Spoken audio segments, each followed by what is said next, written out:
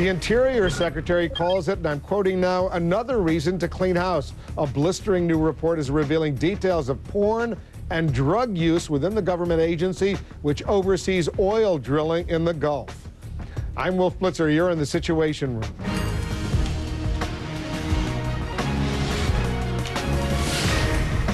One Gulf Coast resident says a sense of doom hangs over the area as the massive oil spill keeps growing and growing. President Obama is getting ready to visit the spill zone on Friday. BP is just hours away from yet another attempt to plug the leaking well. Just a short while ago, a BP spokesman again denied that any final decision has been made on whether to provide live video of that critical top kill procedure planned for tomorrow morning. And joining us now, the Assistant to the President for Energy and Climate Change, Carol Bronner. Thanks very much for coming in. As we're speaking right now, BP is saying, you know what, we might not be able to see on live television this top kill that's supposed to take place tomorrow morning. They may shut down access to that live feed. Is that okay with the White House? No, that's not okay. Look, people need to be able to see this. Obviously, we don't want to get in the way of what they need to do down there in terms of the robots, but this is something people should be able to see. How much involvement does the federal government have in this top kill operation tomorrow morning? Well, we've got our best minds down there. Secretary Chu, the Secretary of the Department of Energy, a Nobel Prize physicist, the heads of a number of our labs, people from universities down there in the room, asking the tough questions, pushing BP to get this done and to get it done in the right way. So is it fair to say you've signed off on what BP is going to try to do tomorrow morning? Well, they're still going through the process. There's testing that has to take place at each and every step. We have our scientists in the room looking at what is being proposed, at what is the next step. And obviously, these steps are taken only after we reach agreement. Based on everything you know, how likely is it to succeed tomorrow?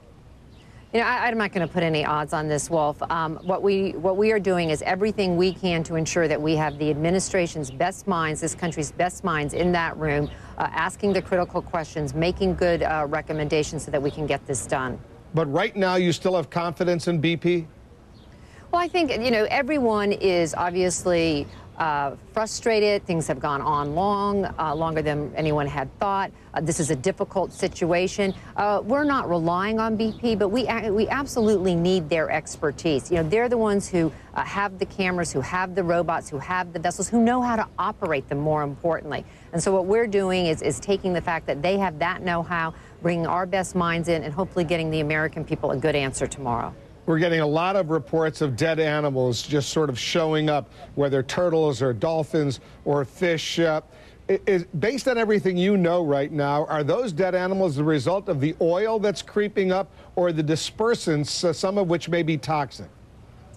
I think it's fair to say that some of these dead animals are a result of the accident. We will have to obviously study them. They will be studied to determine exactly what's happening out there.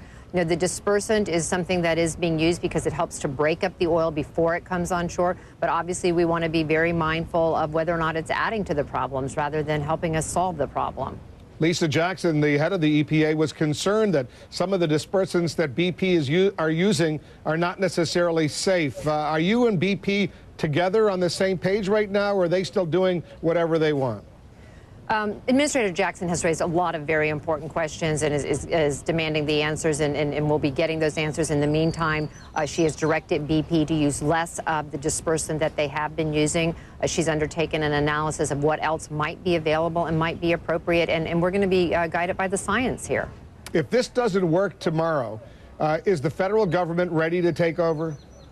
Well, there are other options that are also being looked at in terms of stopping the flow from the well. Again, as we move forward, we're not relying on BP, but we're going to need their expertise in terms of the equipment, in terms of the technical know-how. We're going to continue to bring our best minds to bear, working to find the best solution.